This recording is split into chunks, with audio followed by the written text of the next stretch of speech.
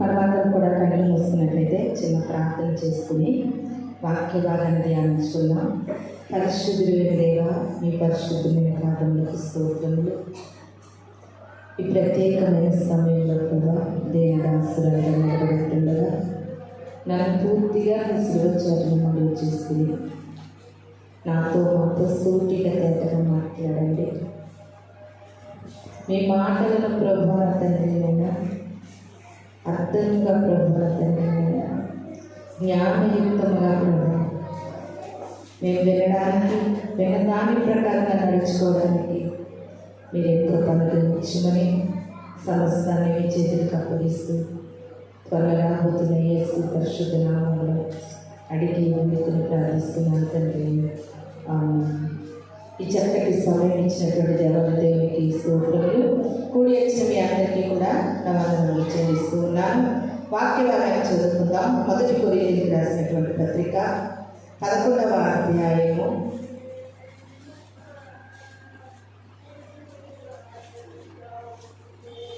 1 కొరింథీయులకు రాసిన పత్రిక 11వ అధ్యాయము 28వ వచనాన్ని చదువుకుందాం. కాబట్టి ప్రతి మనుషుడు తన్ను తాను పరీక్షించుకోవలెను. అలాగ చేసి ఆ రొట్టెని తిని ఆ పాత్రలోనిది త్రాగవలెను. చాలు. ఈ యొక్క ప్రత్యేకమైనటువంటి విశ్రాంతి దినాన్ని మనము కొద్దిసేపట్లో ప్రభు వల్లను సమీపిస్తూ ఉన్నాము. ముఖ్యంగా చాలాసార్లు క్రైస్తవులు చేస్తున్నటువంటి పొరపాట్లు ఏంటంటే, ప్రభు వల్లను ఇస్తున్న సమయంలో మనం అందరం కూడా ఆ కొద్దిసేపు మాత్రమే మన యొక్క పరిస్థితులను బట్టి, మన స్థితిగతులను బట్టి దేవుని సన్నిధిలో క్షమాపణ అడిగి రొట్టెని తిని ద్రాక్షారసం త్రాగుతూ ఉంటాం. తర్వాత ఈ నెల ఇలా జరిగిపోయింది, ఈ కార్యక్రమం అయిపోయింది, ఇంటికి వెళ్ళిపోతాం. మరలా లోకానుసారమైన విషయాలను కొనసాగిస్తూ ఉంటాం. మరలా వచ్చి నెల వస్తుంది, మళ్ళీ ఇదే మాట చెప్తాం. అలా వస్తూ ఉంటాయి, ఇలాగే చెప్తూ ఉంటాం. ఇంక నీ జీవితము ఎలా ఉంటుందంటే ఒక రొటీన్గా ఉంటుందన్నమాట. అలా ఎంతకాలము చెప్పగలుగుతాము? అలా ఎంతకాలము ఈ నెలలో తీసుకున్నటువంటి నిర్ణయాన్ని తీసేసుకుని దేవుని యొక్క బలను సమీపించి ఆ తర్వాత అయిపోయింది, మళ్ళీ వచ్చిన ఇదే మాట దేవునితో మాట్లాడుతూ ఉన్నాము. అలా మనం జీవించాలనేది ప్రభు బల్ల యొక్క అర్థం కాదు. దేవుని యొక్క శరీరము రక్తమును మనం జ్ఞాపకము చేసుకుంటూ ఆ బలలో ఉన్నటువంటి రొట్టెను ద్రాక్షరసాన్ని ఆ పాత్రలోని మనం తిని త్రాగుతూ ఉంటాం.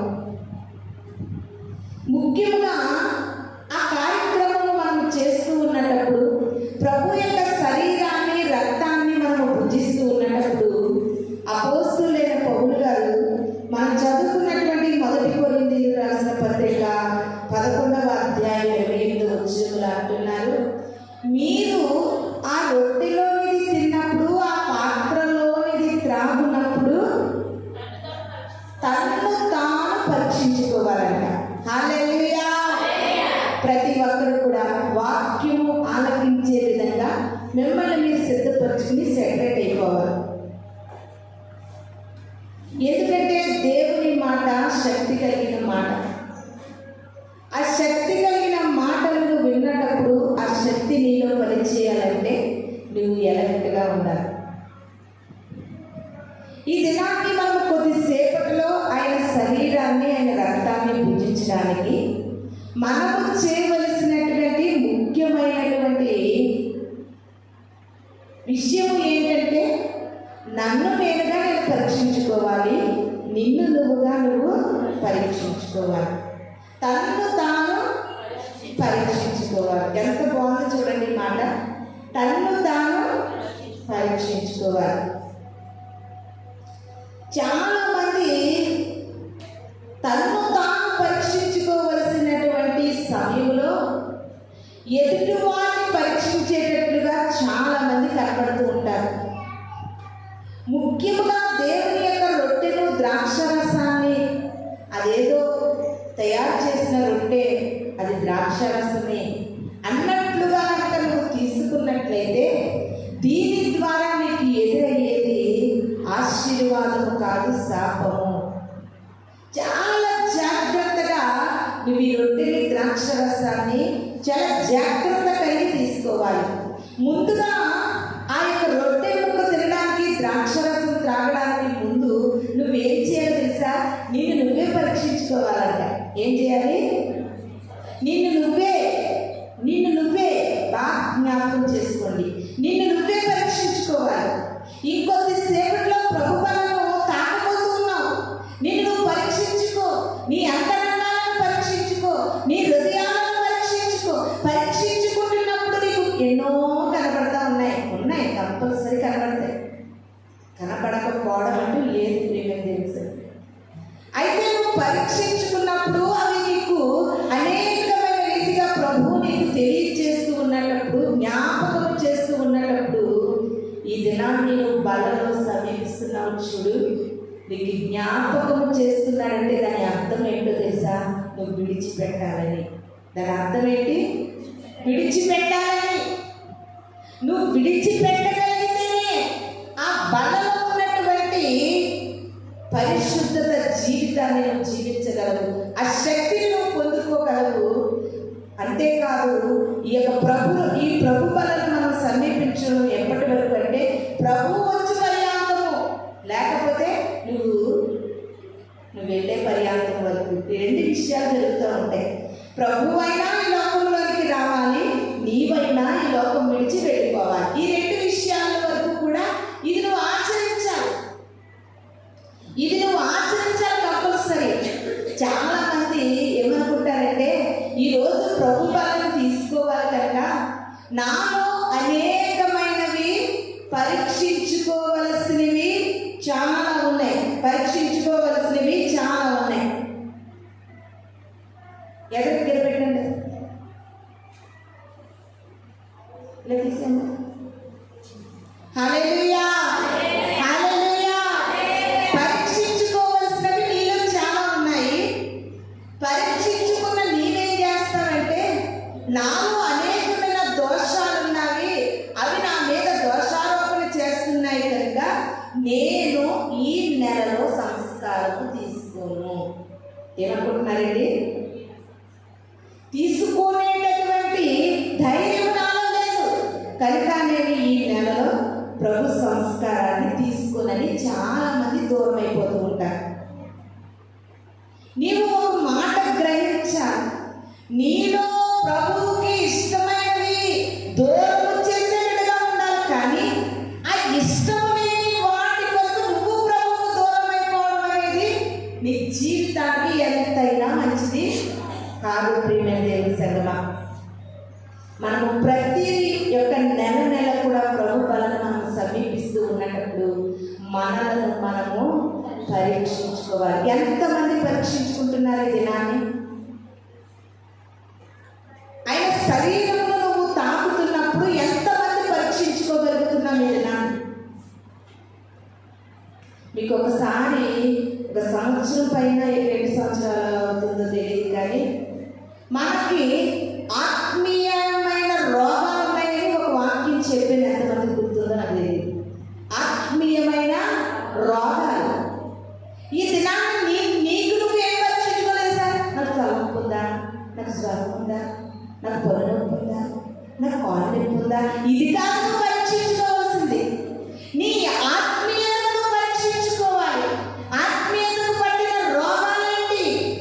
అసూయ, ద్వేషము, క్రోధము, విమతములు, భేదములు, కక్షలు, క్రోధలు, అపరిశుద్ధత, అపవిత్రత, ఇలాంటివన్నీ కూడా నీ ఆత్మకు రోగముల వలె ఉన్నాయి. ప్రియమైన దేవుని సంగమా, నీవు ప్రభు బలను సమీపిస్తూ ఉన్నప్పుడు ఈ రోగాలు ఏమన్నా ఉన్నాయేమో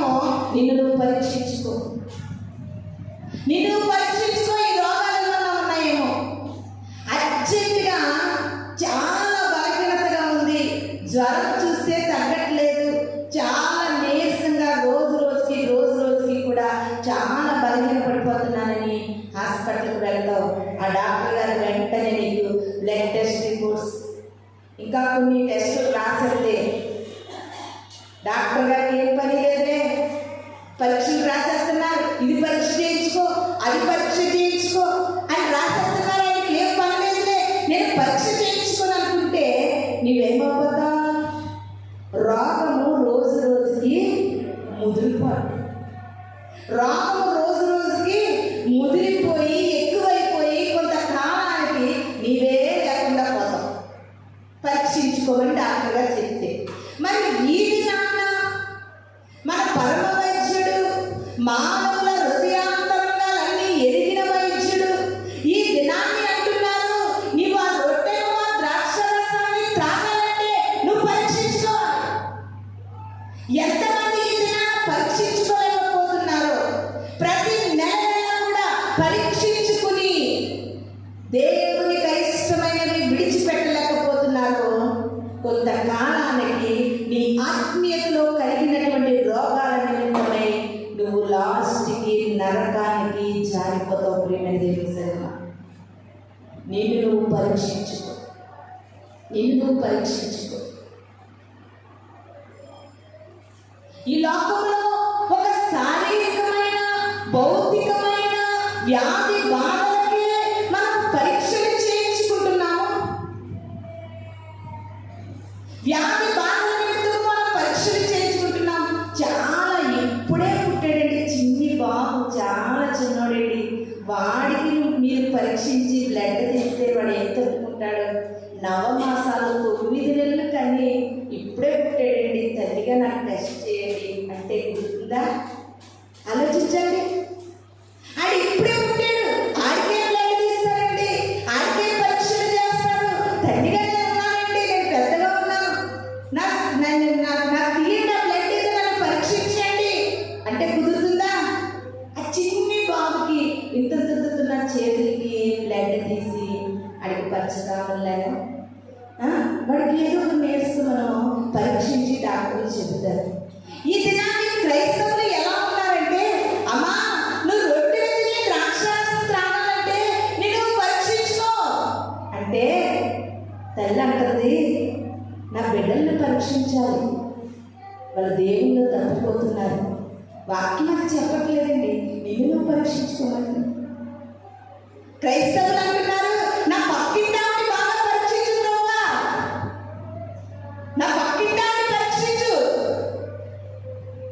క్రైస్తవులు అంటున్నారు, నా భార్యను పరీక్షించు, నా భర్తను పరీక్షించు, నా స్నేహితులను పరీక్షించు. ఇదిగో చర్చికి వచ్చి నాటకముగా ఉంటుంది చూడు, ఆ వ్యక్తిని పరీక్షించవా? మా ఎక్కడాన్ని బాగా నువ్వు పరీక్షించవా? మా కోడలను నువ్వు పరీక్షించవా? మా ఎక్కడిని పరీక్షించవా? మా అన్నిని పరీక్షించవా అంటుంది నా క్రైస్తవ్యం. మరి దేవుని వాక్యం ఏమంటుందంటే, నువ్వు ఈ దినాన్ని రొట్టెని ద్రాక్షరసం తీసుకోవాలంటే ఎవరిని పరీక్షించమని చెప్పొద్దు, కానీ ముందు నువ్వు పరీక్షించుకో. తను తాను పరీక్షించుకోవాలి, తను తాను పరీక్షించుకోవాలి. తను తాను పరీక్షించుకుంటేనే కదా ఆ పరీక్షించుకున్నప్పుడు ఏది లోపమో తెలిసేది. ఒక కడుపుని పుట్టి నవమాసాలు మోసిన తల్లికే ఆ బిడ్డని పరీక్షించకుండా తల్లిని పరీక్షిస్తే వ్యాధి బయటపడదు. ఎంతో ప్రేమించినటువంటి భర్తను పరీక్షించకుండా భార్యని టెస్ట్ చేస్తే వ్యాధి బయటపడుతుందంటారా? ఎవరికి వారు పరీక్షించుకోవాలి. భౌతికపరమైనటువంటి ఈ శారీరకమైన వ్యాధి బాధలకే డాక్టర్ గారు ఖచ్చితంగా చెప్తున్నారు, బుద్ధి లేదమ్మా, నువ్వు చేయించుకో బ్లడ్ టెస్ట్, బాధ నీది, నువ్వు చేయించుకో. ఇది నా ప్రభు వాక్యం చెప్తుంది. పరమ వైద్యుడు మాట్లాడుతున్నాడు, నిన్ను నువ్వు పరీక్షించుకో. మతిగా లేదా నీకు? వారిని నిన్ను పరీక్షిస్తున్నావు, వారిని నిన్ను పరీక్షిస్తున్నావు, వారు అలాంటి వారు ఇలాంటి వారిని పరీక్షిస్తున్నావు. ముందు నువ్వు పరీక్షించుకో. వారిని పరీక్షించడం వల్ల నీ లోపాలు ఎలా పోతాయి? నీలో ఉన్న లోపాలు ఎలా బయటపడతాయి? దేవుని సన్నిధికి వచ్చినటువంటి నీవు నిన్ను నువ్వు పరీక్షించుకోవడము మొదలు పెట్టినప్పుడు దేవుని సన్నిధిలో అద్భుతాలు చూస్తావు.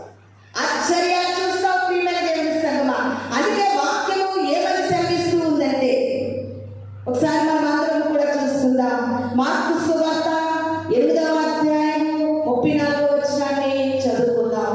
మార్కు సువార్త 8వ అధ్యాయము 34వ వచనం. అప్పుడు ఆయన అంతటా ఆయన ఆ శిష్యులను జన సమూహమును తన ఎదురు పిలిచి, నన్ను వెంబడింపకోరువాడు తన్ను తాను ఉపేక్షించుకుని తన సిలువను ఎత్తుకుని నన్ను వెంబడింపాలి. హల్లెలూయా, హల్లెలూయా.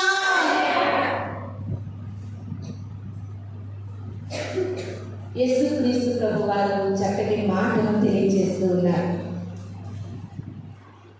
నన్ను వెంబడింపాలి, నన్ను వెంబడింపాలి, నా పరలోక రాజ్యం రావాలి, సుందరమైన పట్టణానికి రావాలి, అక్కడైతే ఆకలి ఉండదు, కష్టపడే పని ఉండదు, చక్కగా కన్నీళ్లు ఉండవు, వేదన ఉండదు, రోగము ఉండదు. అబ్బా, ఆ పరలోక పట్టణానికి నేను వెళ్ళాలి అని నువ్వు అనుకుంటున్నావా? నువ్వు నన్ను వెంబడించి వెంబడించి నా దగ్గరికి రావాలని నువ్వు అనుకుంటున్నావా? నన్ను వెంబడింపగోరు వారు ఎలా ఉండాలో తెలుసా? నన్ను వెంబడింపగోరు వారు ఎలా ఉండాలి? తన్ను తాను ఉపేక్షించుకుని నా సిలువను ఎత్తుకుని నన్ను వెంబడించాలి. హల్లెలూయా, హల్లెలూయా. ఈ దినాన్ని క్రైస్తవులకు వాక్యం కూడా పరిపూర్ణంగా అర్థం చేసుకోలేనటువంటి అవిధేయత ప్రియమైన దేవుని సంగమా, బోధకుల సహితము కూడా క్రైస్తవులను నడిపించవలసినటువంటి మార్గంలో నడిపించలేకపోవడం కూడా ఈ దినాన్ని మనకి అనేకమైన పరిస్థితులు కనబడుతూ ఉన్నాయి. ఈ దినాన్ని నువ్వు దేవుని యొక్క సన్నిధిలో ప్రభు యొక్క బలమును సమీపిస్తూ ఉన్నానంటే నిన్ను నువ్వు ఉపేక్షించుకోవాలి. యేసుక్రీస్తు ఏమంటున్నారండి? నిన్ను నువ్వు ఉపేక్షించుకోవాలి. అపోస్తలులైన పౌలు గారు ఏమంటున్నారు? నిన్ను నువ్వు పరీక్షించుకోవాలి, నిన్ను నువ్వు పరీక్షించుకోవాలి, నిన్ను నువ్వు ఉపేక్షించుకోవాలి. మనకు లాంటి ఒక యవనస్తుడు అంటున్నాడండి, యేసుక్రీస్తు ప్రభు వారు మార్గం గుండా వెళ్ళిపోతుంటే యేసయ్యా యేసయ్యా అంటే వెంటనే ఆగితే ఆ యవనస్తుడు వచ్చి అంటున్నాడు, నేను నిన్ను వెంబడించాలని అనుకుంటున్నానయ్యా. ఏంటంటే నేను నిన్ను వెంబడించాలని అనుకుంటున్నాను. ఎందుకు నేను నిన్ను వెంబడించాలని అనుకుంటున్నానో తెలుసా? నీ పరలోక రాజ్యానికి చేరాలని. యవనస్తుడు అనుకుంటున్నాడు, తన్ను తాను పరీక్షించుకోవడము లేదు, తన్ను తాను ఉపేక్షించుకోవడం లేదు. తను అనుకుంటున్నాడు, నేను అంత సరిగ్గానే ఉన్నాను, నేను అంత పర్ఫెక్ట్గా ఉన్నాను, నాలో లోపమేమీ లేదు యేసయ్యా, నేను నిన్ను వెంబడిస్తాను అన్నాడండి. అప్పుడు యేసుక్రీస్తు ప్రభు వారు ఏమన్నారో తెలుసా? నీలో ఒకటి కొదువుగా ఉంది, నీలో ఒకటి కొదువుగా ఉంది. ఈ దినాన్ని క్రైస్తవులు ఎవరు కూడా నిన్ను నువ్వు హెచ్చించుకోవద్దు. నీ భక్తిని చూసి నేను ఎక్కువని అనుకోవద్దు, నీ ప్రార్థన చూసి నేను ఎక్కువని అనుకోవద్దు. ప్రియమైన దేవుని సంగమా, ఈ దినాన్ని నిన్ను నువ్వు పరీక్షించుకోవాలి, నిన్ను నువ్వు ఉపేక్షించుకోవాలి. ఆ యొక్క యవనస్తుడు అనుకుంటున్నాడు, తల్లిదండ్రులను గౌరవించానయ్యా, దశమ భాగాలు ఇచ్చానయ్యా, ఒక్క ఆదివారం కూడా మానకులని సన్నిధికి వచ్చానయ్యా, ప్రతి ఒక్క విషయంలో క్రైస్తవం యొక్క విలువలను నేను పాటించాను, క్రైస్తవులు ఎలా ఉండాలో అలా నేను ఉన్నాను, కాబట్టి నేను అనుకుంటున్నాను నేను అర్హుడను అనుకుంటున్నాడు. ప్రియమైన దేవుని సంగమా, నీవు అనుకుంటున్నావేమో నువ్వు అర్హుడవని, ప్రభు అంటలేదు నువ్వు అర్హురాలి అర్హుడవని. ప్రభు ఏమంటున్నాడు తెలుసండి? ఉదయ, నువ్వు అనుకున్నట్లుగా నన్ను వెంబడించడానికి నీలోగా ఒకటి కొదువ నాకు కనిపిస్తూ ఉంది. దినాన వాక్యము మనతో సూటిగా తేటగా మాట్లాడుతూ ఉంటుండగా ప్రియమైన దేవుని సంగమా, నువ్వు అనుకున్నట్లుగా సేవకు రావాలని నువ్వు అనుకుంటే కూడా రాదు.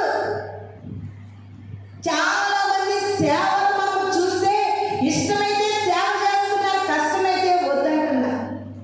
అది సేవ. ధనవంతుడు తనంతటా వచ్చి నేను నిన్ను వెంబడిస్తానంటే ప్రభువు వద్దన్నాడు. ఆయన పిలుపును బట్టే సేవ జరుగుతుంది. ప్రియమైన దేవుని సంగమా, అనేకమైన మాటలు, సేవలు, సంఘాలు, సేవకుల కోసము అనేక రీతిగా చెదిరిపోతున్నటువంటి సేవల కొరకు వెళ్తుంటే చాలా బాధాకరంగా ఉంది. ఎందుకంటే పిలుపు లేని సేవ, తలుపు లేని ఇల్లు కూడా ఒకలాంటిదే. ప్రియమైన దేవుని సంగమా, నువ్వు అనుకుని వస్తే నువ్వు నిలబడలేవు, ఆయన రమ్మని పిలిస్తే నువ్వు నిలబడగలవు. మనం అనుకుంటే జరగదు. ఆయన పిలుచుకోవాలి, ఆయన ఎన్నుకోవాలి, ఆయన ఏర్పాటు చేసుకోవాలి. అలాంటి సేవ అయితేనే ఎన్ని కష్ట నష్టాలు ఎదురైనప్పటికీ కూడా ఆ సేవ నిలబడుతుంది. ప్రియమైన దేవుని సంగమా, చాలా ఈజీగా అనుకున్నాడండి యవనస్తుడు. యేసుక్రీస్తు ప్రభు వారు నన్ను వెంబడించండి, ఎందుకు పనికిరాని చేపలు పట్టే వాళ్ళని వెంబడించమన్నాడు? ఇలాగా అందరినీ కోరుకున్నాడు. మరి నాలో అన్ని క్వాలిటీస్ ఉన్నాయి కదా, నేనెళ్ళి వెంబడిస్తానంటే వద్దనట్లే అనుకున్నాడండి. వద్దనడు. ఎందుకంటే అంత దైవికమైన భక్తి కలిగిన క్వాలిటీస్ నాలో ఉన్నాయంటే ప్రభు ఒక్క మాటతో వద్దని చెప్పేసాడు. ఈ దినాన్ని భక్తి కోసం నువ్వు అంచనాలు వేయకు, నీ విశ్వాసాన్ని బట్టి నువ్వు అంచనాలు వేయకు, నీ ప్రార్థన బట్టి నువ్వు అంచనాలు వేయకు. ఈ దినాన్న క్రైస్తవుడు తను తాను అంచనాలు వేసుకోవడం కంటే కూడా ముఖ్యంగా తను తాను పరీక్షించుకోవడము క్రైస్తవునికి ముఖ్యము. ప్రియమైన దేవుని సంగమా, తను తాను ఉపేక్షించుకోవడము క్రైస్తవ లక్షణము. అందుకనే లోకాసు వార్తలో ఒక మాట ఉందండి, 18వ అధ్యాయము 14వ వచనము. లోకాసు వార్త 18వ అధ్యాయము 14వ వచనము చదవండి. అతని కంటే ఇతడు నీతిమంతుడుగా తీర్చబడి తన ఇంటికి వెళ్ళని మీతో చెప్పుచున్నాను. తన్ను తాను హెచ్చించుకునివాడు తగ్గింపబడునని, తన్ను తాను తగ్గించుకునివాడు హెచ్చింపబడును. హల్లెలూయా, హల్లెలూయా. ఈ దినాన్ని బైబిల్ గ్రంథంలో తన్ను తాను పరీక్షించుకోవాలి అన్న మాట 1 కొరింథీయుల పత్రికలో చూసాము.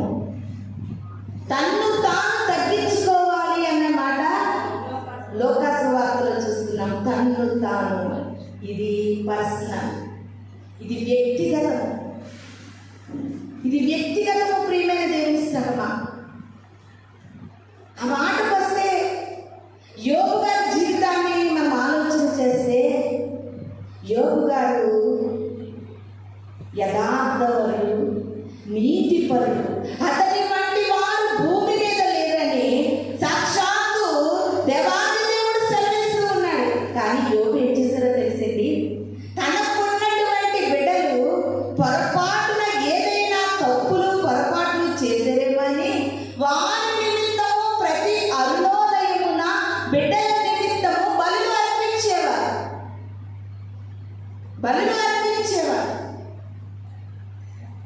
యోబు బిడ్డలు ఏమైంది? బలులు ఏమైంది?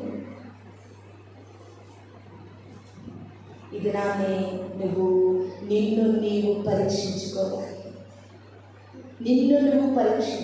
ప్రియమైన దేవుని సంగమా, నిన్ను నువ్వు ఉపేక్షించుకోవాలి. నిన్ను నువ్వు పరీక్షించుకుని నిన్ను నీవు ఉపేక్షించుకుంటే, నిన్ను నీవు తగ్గించుకుంటే నువ్వు హెచ్చింపబడతావు. ఈ దినాన్ని క్రైస్తవుల సైతం ఒక దౌర్భాగ్యం ఏమి ఏర్పడి చేస్తుందో చెప్పనా? ఎదుటి వారిని తగ్గించడం నీకు అలవాటు అవుతుంది, కానీ నిన్ను నువ్వు తగ్గించుకోలేకపోతున్నావేమో, అందుకే నువ్వు హెచ్చింపబడలేకపోతున్నావు. హల్లెలూయా, హల్లెలూయా. ఎప్పుడు చూసినా కానీ ఎదుటి వారిని తగ్గించి మాట్లాడుతూ ఉన్నావు, ఎదుటి వారిని కించపరిచి మాట్లాడుతూ ఉన్నావు, ఎదుటి వారిని అవమానించి మాట్లాడుతూ ఉన్నావు. ప్రియమైన దేవుని సంగమా, వాక్యం ఏమంటుందంటే తను తాను తగ్గించుకున్నవాడే హెచ్చింపబడతాడే. నువ్వు తగ్గించుకోవడం మానేసి ఎదుటి వారిని తగ్గిస్తున్నావు. మరి వారిని హెచ్చించాలా, నిన్ను హెచ్చించాలా? హల్లెలూయా, హల్లెలూయా. ఎంత గొప్ప మాట ఇది నాన్ని ప్రభు మనకు బయలుపరుస్తూ ఉన్నారు. ఏం చేద్దామంటారు? వాక్యము సత్యమైనది, నిత్యమైనది. నిన్ను నువ్వు తగ్గించుకుంటే నువ్వు హెచ్చింపబడతావని వాక్యము చెబుతుంటే, నువ్వు ఊరందరినీ తగ్గించేస్తుంటే దేవుడు నిన్ను ఎలా హెచ్చిస్తాడండి? హెచ్చించడు.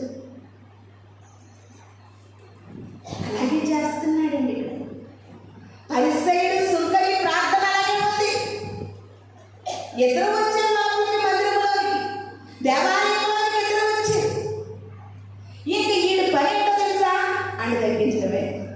ఏంటండి ఇది పని ఏంటి అని తగ్గించడం. ప్రార్థన అంటే ఆడికిలాగా నేను దశం భాగం మానను, ఆడికిలాగా ఆదివారం ప్రార్థన మానను, వాళ్ళకిలాగా శుక్రవారం ప్రార్థన మానను అని అంతా ఏం చేస్తున్నాడు? ఫోకస్ అంతా వాడి మీద పెడుతూ వాడు తగ్గిస్తున్నాడు. దేవుడు ఏం చేశాడు తెలుసా?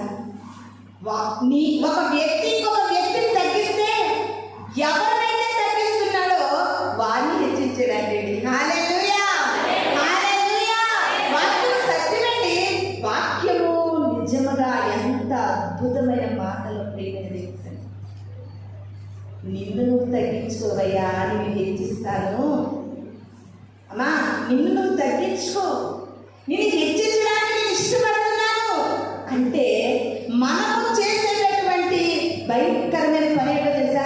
వారిని తగ్గిస్తున్నావు కనుక వారిని దేవుడు హెచ్చిస్తున్నాడు, వారిని దేవుడు హెచ్చిస్తున్నాడు. ఈ మాట ఎన్నోసార్లు చదివాము, ఎన్నోసార్లు విన్నాం. కానీ ఈరోజు పరిశుద్ధాత్మ ఒక ప్రత్యేకముగా ఈ మాటను మనతో మాట్లాడుతున్నాడు. ప్రియమైన దేవుడు అన్నదమ్ములందరూ కలిపి యోసేపును తగ్గించారు. హల్లెలూయా. అన్నదమ్ములందరికంటే దేవుడు యోసేపుని హెచ్చించారు. ఆయన కారణాలు ఆయన ఉన్నతమైనటువంటి స్థితిలో ఎంత అద్భుతంగా ఉంటాయి. దినాన్ని ప్రభు మనతో ఎందుకు నువ్వు అస్తమాను వారిని వీరిని తగ్గిస్తున్నావు? ఎందుకు మనము తగ్గిస్తూ మనము తగ్గిపోతున్నాం? మనం హెచ్చింపబడాలనేది ప్రభు యొక్క ఆశయం. ఎవరిని కూడా మనము కించపరిచినట్లు, చులకనగా మాట్లాడినట్లు, మన హెచ్చింపుని మనమే మన చేతులతో తీసుకుంటున్నామేమో. ప్రియమైన ఈ ప్రభు బలకున్న అర్థం ఏంటో తెలుసా? దేవుని స్వరూపం అందున్నటువంటి యేసు క్రీస్తు ప్రభు వారు ఎంతగా తగ్గించుకున్నారో తెలుసా? ఆయనను సిలువ వేసేసరికి మైకి గిరపెట్టగలరా, చాలా ఎరెక్ట్గా ఉండాలి. ఆయనను సిలువ వేసేసరికి ఆయన ఒంటి మీద చిన్ని క్లాత్ ఒకటి కట్టారు. ఎంత తగ్గించుకున్నారో తెలుసా? ఆయన అనుకుంటే ఏదైనా చేయగలిగిన దేవుడు. ప్రియమైన దేవుడు సంగమా, మనందరి పాప ప్రక్షాళన కొరకు ఒంటి మీద క్లాత్, చిన్ని క్లాత్, వస్త్రాలు కూడా తీసివేసి చీట్లు వేసుకున్నారు. ఆయన నీ కొరకు నా కొరకు ఎంత తగ్గించుకున్నారు. ఇది నాన్న ప్రభు మనతో మాట్లాడుతూ ఉన్నారు. ప్రభు బలను సమీపిస్తూ ఉంటాడు. నిన్ను నువ్వు తగ్గించుకోగలుగుతున్నావా? నిన్ను నువ్వు పరీక్షించుకోగలుగుతున్నావా? ప్రభు వరకు నిన్ను నీవు ఎంత మట్టుకైనా నువ్వు తగ్గించుకోగలుగుతున్నావా? శిష్యుల పాదాలే పరిశుద్ధుడు కడిగాడు, తనను తాను ఎంత తగ్గించుకున్నాడు. లోకమందు ఉందా ఎంతటి ప్రేమ,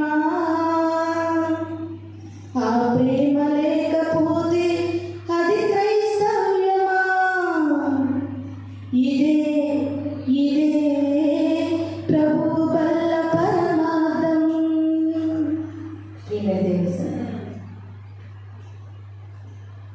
ఇచ్చిపో. ఎవరు ఎన్ని పరిస్థితుల్లో మన దగ్గర మనల్ని పెంచినచ్చిన నీవు మాత్రము దేవుని సన్నిధిలో నువ్వు తగ్గించుకోవడం మొదలుపెట్టినప్పుడే నువ్వు ఏం చేస్తావు? ఇశ్రాయేలీయుల రాజ్యమంతా అడ్డట్లాడిపోయిన గొలియాతు చూసి, అయ్య బాబు ఎంత హైట్ ఉన్నాడో, ఎంత కండలు తీరుకున్నాడో, వీడితో యుద్ధం చేయడం మా వల్ల కాదు.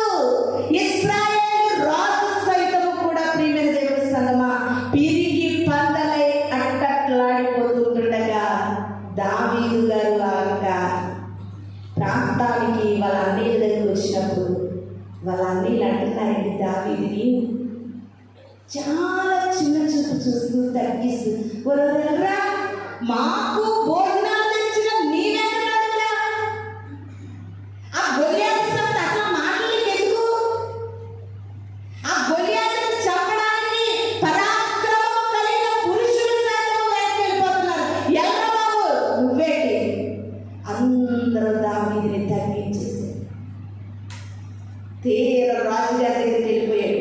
రాజా, గొలియాతు నేను చంపేస్తాను, నేను చంపేస్తానంటే అంటే రాజుగారు అన్నవరే ఆ వస్త్రాలు తెచ్చి, యుద్ధ వస్త్రాలు తెచ్చి దావీదుకి తొడగట్రా. తెచ్చిచ్చారు. ఆ యొక్క శిరస్సు మీద కిరీటము, యుద్ధానికి పెట్టుకునే శిరస్త్రాణం ఉంటుంది కదా, అది చాలా బరువు ఉంటుందండి. అది దావీదు గారి మీద పెట్టగానే టపాలకి కొడుకున్నాడు. హల్లెలూయా, హల్లెలూయా. రే కవచం తెచ్చి దావీదుకి తొడగండి.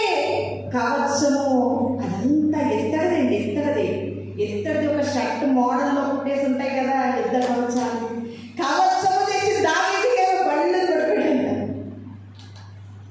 రాజుగారు అంటున్నారంట, యుద్ధ వస్త్రాలే మోయలేని వాడివి గొలియాతుని ఎలా చెప్పేస్తావు? సౌలు దావీదుని చిన్నగా చూస్తున్నాడు. అన్నదమ్ములు కూడా పక్క నవ్వుతున్నారండి. ఇది చిన్నప్పటి నుండి యుద్ధం రాదు, కత్తి పట్టుకోవడం రాదు, సేన పెట్టడం రాదు, బల్లెము పట్టుకోవడం రాదు. వీడిని తగ్గిస్తూ మాట్లాడుతుంటే ప్రియమైన దేవుడు సంగమా, తగ్గించిన వాడిని దేవుడు తగ్గించి వేసాడు.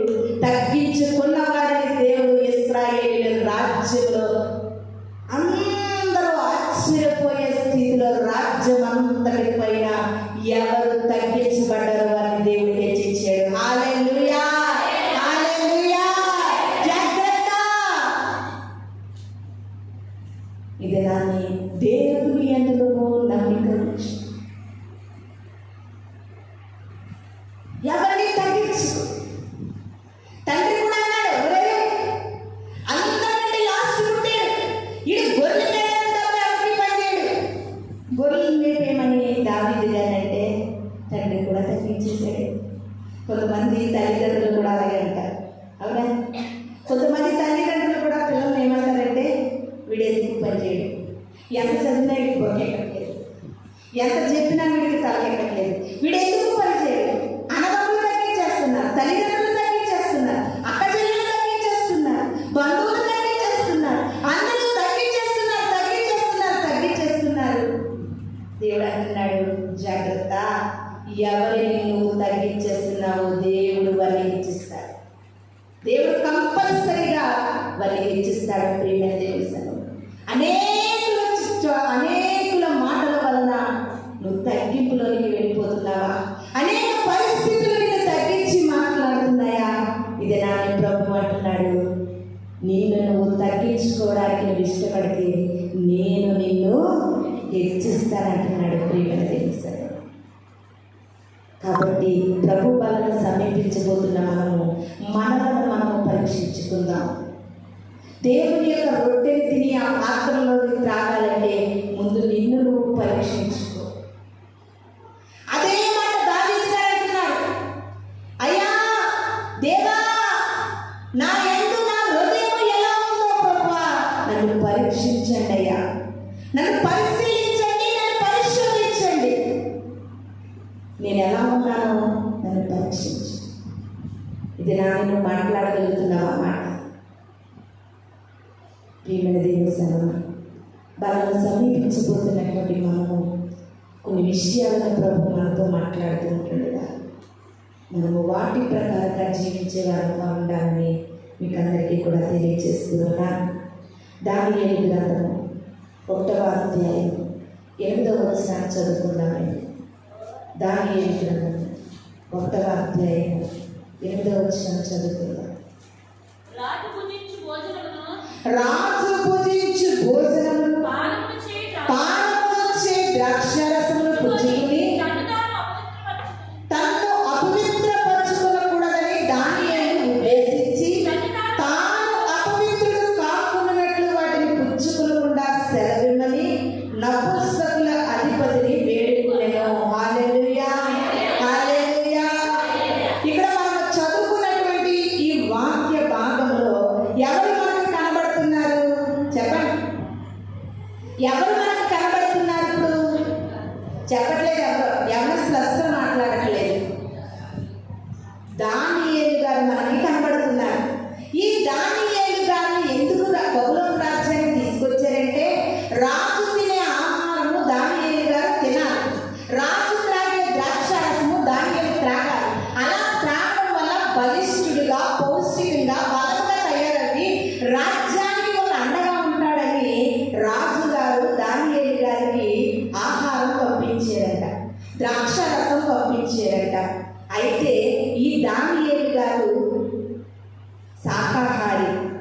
మాంసము తినడు.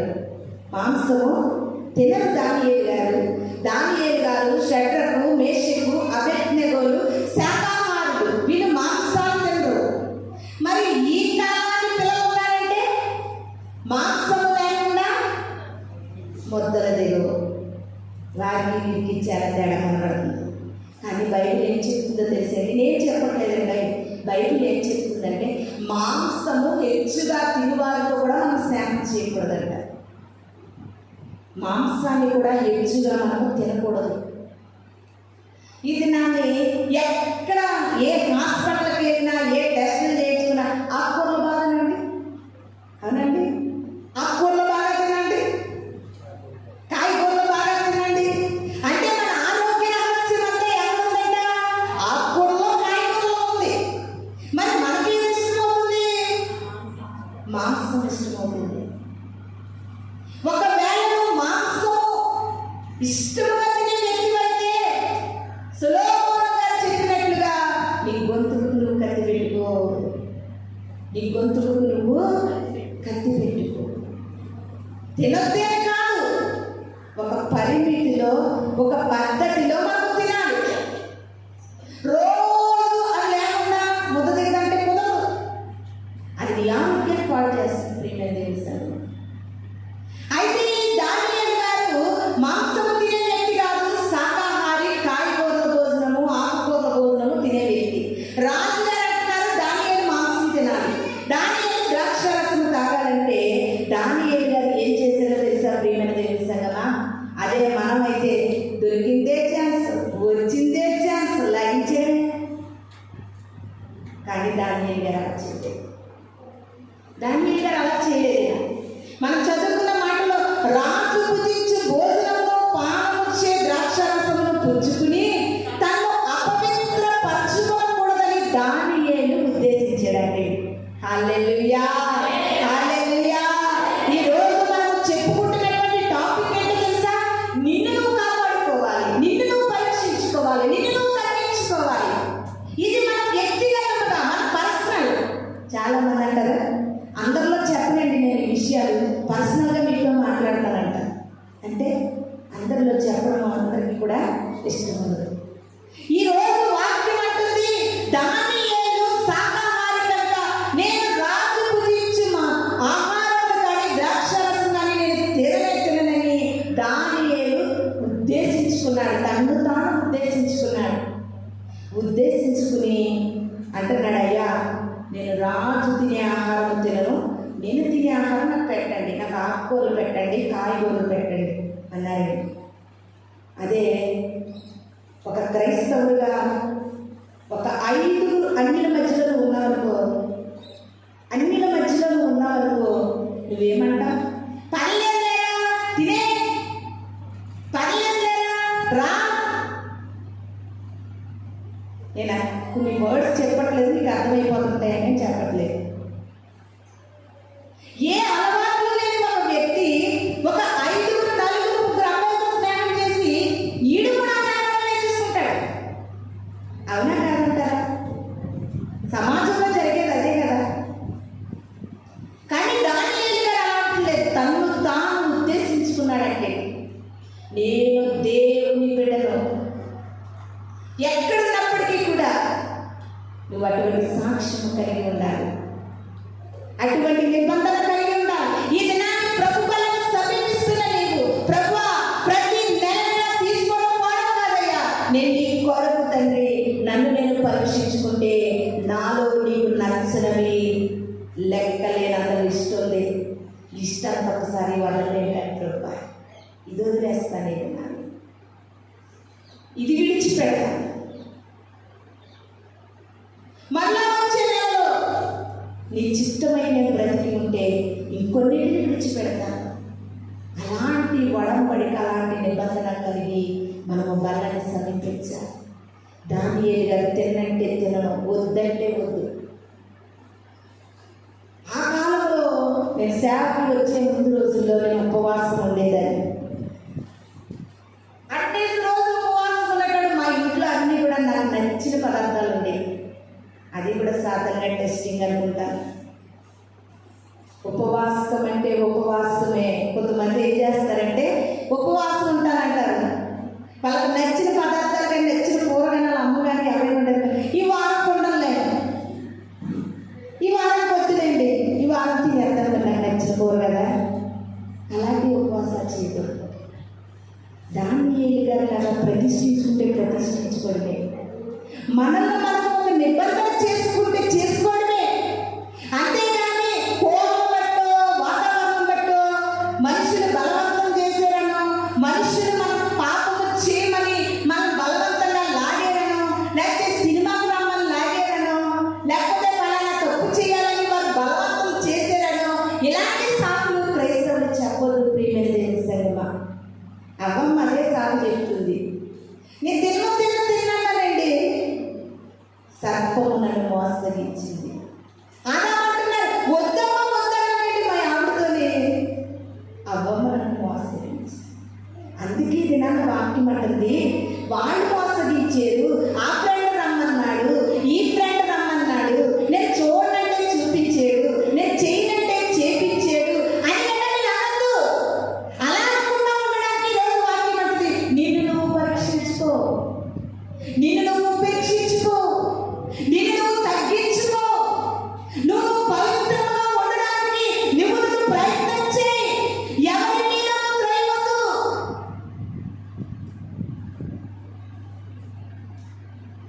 వ్యక్తిగతంగా మనలను మనము పరలోక రాజ్యానికి మనం సిద్ధపరచుకోవాలి. పరలోక రాజ్యాన్ని సిద్ధపరచుకోవడానికి ఇది నా ప్రభు బలం నాకు సమీపిస్తూ ఉన్నాను. ఆయన శరీరమును, ఆయన రక్తమును మనం ఎందుకు పూజిస్తున్నామంటే ఆయన వచ్చు పర్యాప్తము ఆయనను జ్ఞాపకము చేసుకోవడానికి. ప్రియమైన దేవుని సంగమా, లాస్ట్గా ఒక మాట చూసుకుందాం. 1 కొరింథీయులకు రాసిన పత్రిక 3వ అధ్యాయము 18వ వచనాన్ని చూసుకుందాం. 1 కొరింథీయులకు రాసిన పత్రిక 3వ అధ్యాయము 18వ వచనం. ఎవడను తను తాను మోసపరుచుకొనకూడదు. మీలో ఎవడైనను ఈ లోకమందు తాను జ్ఞానిని అని అనుకుని ఎడలా జ్ఞాని అన్నట్లు వెరివాడు కావలెను. హల్లెలూయా, హల్లెలూయా. ఈ దినాన్ని అపోస్తలుడైన పౌలు గారు ఇంకో చక్కటి మాట తెలియజేస్తూ ఉన్నారు. మీలో ఎవరు కూడా నేను జ్ఞాని అని నువ్వు అనుకోవద్దండి. బాబేలు గోపురాన్ని కట్టారండి. ఎవరు కట్టారు? ప్రశ్న మీరే, జవాబు మీరే. బాబేలు గోపురాన్ని నిమ్రోద్ అనేటటువంటి రాజు కట్టారు. ఆ రాజు అనుకున్నాడు, ఆకాశం అంటేటటువంటి బిల్డింగ్ కట్టేస్తాను నేను జ్ఞానవంతుడిని అనుకున్నాడు. జ్ఞాని అయిన వారిని దేవుడు వెర్రివాడుగా తొక్కి పాడేశాడు. మీలో ఎవరు కూడా నేను జ్ఞాని అనుకోవద్దు. నువ్వు జ్ఞాని అని అనుకుంటే అప్పుడు నువ్వు వెర్రివాడైపోతావు. ఈ లోక జ్ఞానము దేవుని దృష్టికి వెర్రితనం అనే కింద లైన్లో ఉంది. ఈ లోక జ్ఞానము దేవుని దృష్టికి వెర్రితనం. జ్ఞానినని వెర్రవేయొద్దు. ప్రియమైన దేవుని సంగమా, మీలో ఎవరైనా నేనే నేనే నేనే ఆ మాట నాకు చాలా చిరాకు కలిగిస్తుంది. నేను వెళ్తుంటే పెద్ద పాము వచ్చింది, నా జ్ఞానంతో పాము తప్పించేసుకున్నాను. ఒరే వెర్రివాడ, అది నీ జ్ఞానంతో కాదు, ఆయన కృపతో నేను తప్పించు. నాకు రెండు పదాలు బాగా ఇష్టమైన పదాలు, నేను నా. ఈ రెండు నాకు వద్దని ఎప్పుడు నేను ప్రార్థన చేసుకుంటాను. ఏంటండి? నేను నా. ఈ 2 వర్డ్స్ నాకు ఇష్టం ఉండదు. ఎందుకంటే నిలిచి ఉన్నామంటే ఆయన కృప. ఆయన కృప లేనిది అడుగైనా కూడా మనము, ఆయన కృప లేనిది ఊపిరి కూడా పీల్చుకోలేరు. అలా ఊపిరి పీల్చుకోలేని వారు వెంటిలేటర్లపై పోవడం మంది కొనుక్కుంటున్నారు గాలిని హాస్పిటల్లో. ఇది నాన్ని క్రైస్తవులుగా జీవిస్తున్న నీవు చాలా విషయాలు నేర్చుకోవాలి. ప్రియమైన దేవుని. నువ్వు జ్ఞానినని ఎప్పుడు కూడా అనుకోవద్దు. నేను బాగా ఇది చేస్తానని ఎప్పుడు నువ్వు అనుకోవద్దండి. నిన్న ఒక న్యూస్ చూపిస్తున్నారు. ఏంటో అని శాంతి నేను చూస్తే గుండె డాక్టర్ గారండి. ఏ డాక్టర్ గారు? ఇదేంటి గుండె డాక్టర్ గారని మాకు చూపిస్తున్నారు అనుకున్నాను. తీరా చూడ మ్యాటర్ ఏంటో తెలుసా? గుండె డాక్టర్ గారికి గుండె నొప్పి వచ్చి వెళ్ళిపోయాడు. యవనస్తుడండి. ఫోటో కూడా వేశారు. నాకు భలేగా ఆశ్చర్యం వేసింది. గుండె డాక్టర్ గారు అయితే గుండె నొప్పి రాకూడదు. గుండె డాక్టర్ గారు కాదు, గుండెని మరిచేవాడు ఉన్నాడు అక్కడ. రాతి గుండెలు మాంసపు గుండెలో మార్చగలిగిన వారు ఉన్నారు. మనము నమ్ముకుంటున్నటువంటి సైన్యములకు అధిపతి యెహోవా. హల్లెలూయా, హల్లెలూయా. ఎంతమందికి డాక్టర్ గారు ఎన్ని సలహాలు చెప్పుకుంటారు. అయ్యా నీ గుండె ఆరోగ్యంగా ఉండాలంటే నువ్వు ఇలా ఉండు, అలా ఉండు, ఇలా చేయి, అలా చేయి. అనేక మందికి ఒక ఉపన్యాసాలు ఇచ్చినటువంటి గుండె డాక్టర్కి గుండె నొప్పి వచ్చి చనిపోయారంటే ఎంత విడ్డూరం.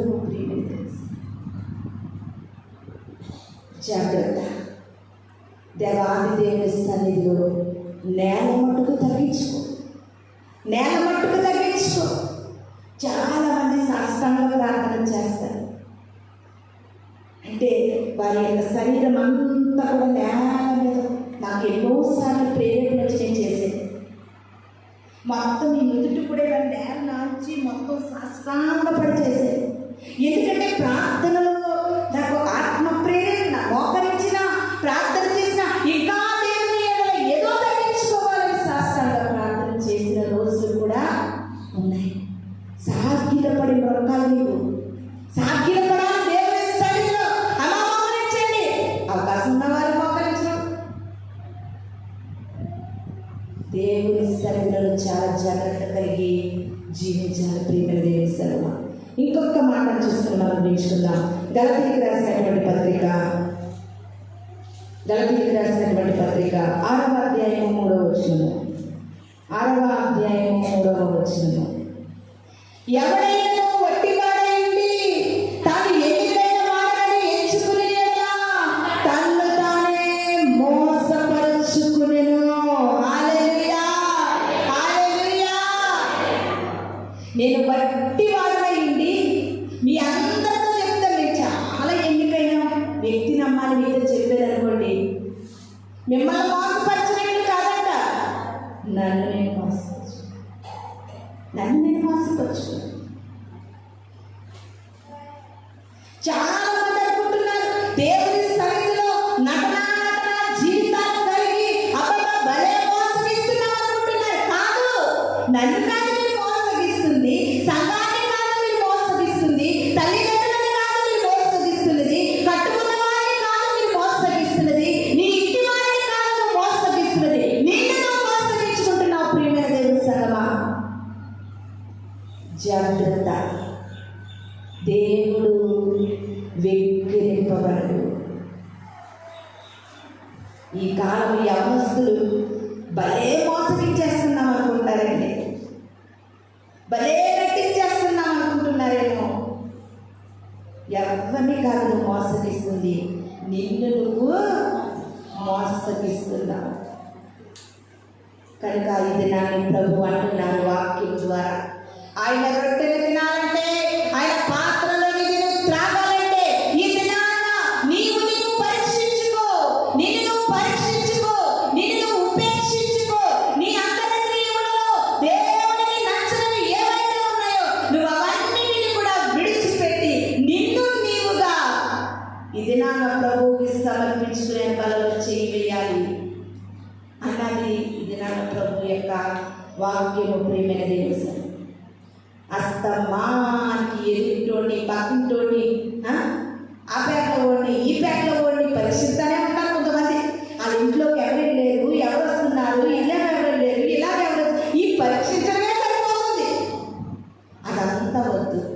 నువ్వు నిజంగా పరలోక రాజ్యం వెళ్ళాలని నీకు ఆశ ఉంటే ఈ రోజు మొదలు నిబంధన చేసుకో. ప్రభా, నన్ను నేను పరీక్షించుకోవడం నాకు నేర్పించు, నన్ను నేను ఉపేక్షించుకోవడం నాకు నేర్పించు, నీకు ఇష్టముగా ఎలా బ్రతకాలో నాకు నేర్పించు. నీ రాజ్యానికి ఎలా చేరాలో నాకు నేర్పించు. అల్పురాలనైనా నాకు ఈ జ్ఞానాన్ని నేర్పించి ప్రతి నెల కూడా కొన్ని ఒప్పందం కలిగి కొన్నిటిని విడిచిపెడుతూ నీ బలలో పాల్గొనడం నాకు నేర్పించు. ఎప్పుడు చూసినా ఎదుగుదల బతుకుదల లేని కుటుంబాలు, బ్రతుకులు. దీనంతటికీ గల కారణం ఏంటి? నన్ను నేను తగ్గించుకోలేకపోతున్నానేమో. నన్ను తగ్గించుకోవడం నేర్పించవా? తగ్గింపుగా మాట్లాడడం నేర్పించవా? తగ్గింపుగా బ్రతకడం నేర్పించవా?